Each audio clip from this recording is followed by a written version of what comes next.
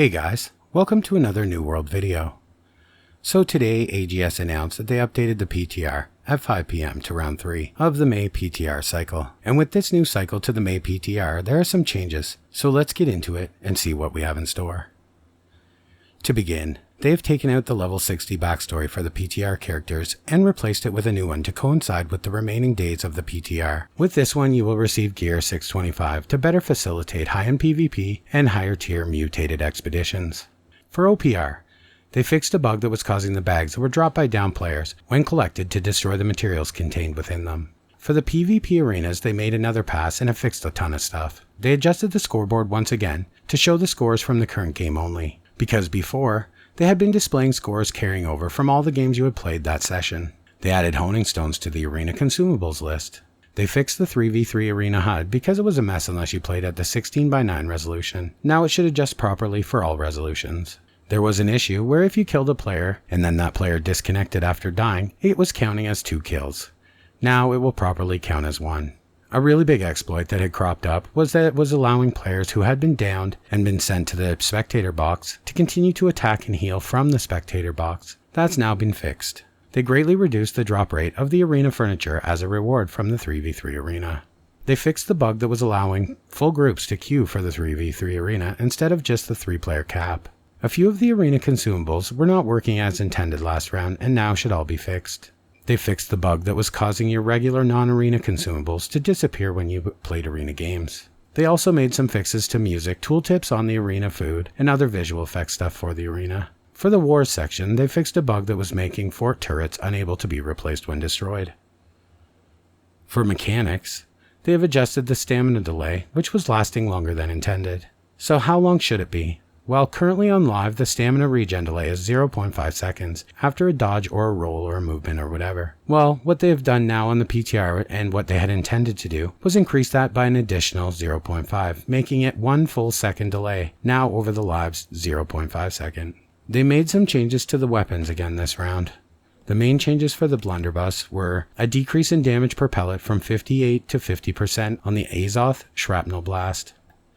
On the Azoth bomb, they increased the delay before the bomb explosion from 0.5 seconds to 1 second.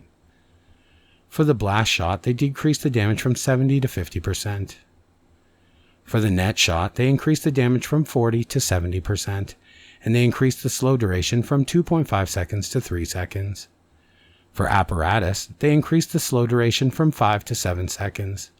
They reduced the slow degradation over time from 10% reduction per second to 6% reduction per second. For barbed netting, they increased the damage per second from 5% to 30%. And for the ultimate unload, they reduced the number of additional pellets from 3 to 2. For the ice gauntlet, they fixed an issue that was causing the ice pylon to damage all targets within range when it spawned. For the musket, they fixed an issue where firing inputs wouldn't buffer when entering ADS with the musket or the blunderbuss.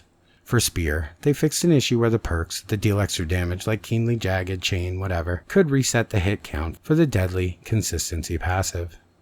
For the rapier, they fixed an animation desync that could occur while being hit and repost.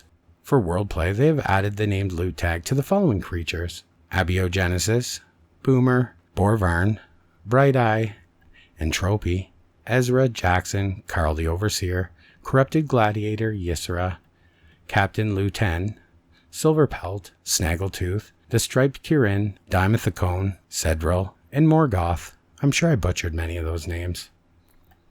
For the economy and progression section, they have made a few changes.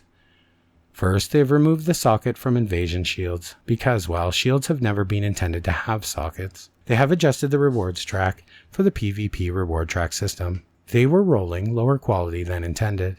This will have a huge impact on the gear and accessories especially. For trade skills, they have made some changes as well. Most of these were already ghost changed and we are all aware of them, but they have finally listed them here. First, as we know from data mining and the New World database, they have fixed fishing trophies, so we can now stack 3-time majors in our homes and receive the benefit from all of them. However, because of this new stacking ability, they have adjusted the amount of fishing luck they provide to account for this.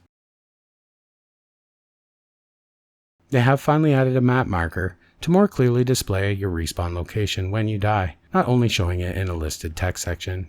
For notable fixes, they fixed an issue where heavy use of an area of affectability, like in a war or something, would cause foliage on the screen to flicker and disappear. The respawn point for tents and camp skins have been relocated to the front porch of the tent, just outside of it, for all tent variants and tent skins, so no more getting trapped in the skins you buy from the in-game shop, and this has been a big issue as many of you know. And finally for Tempest Heart, they finally fixed even more additional collision issues in Nashatoon's arena.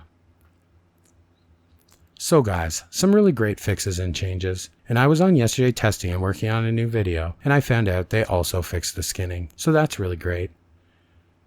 I do hope this one is running perfectly for when it hits live. I feel like the 3v3 has a lot riding on it. And as always guys, thanks for watching, and I will see you in the next one.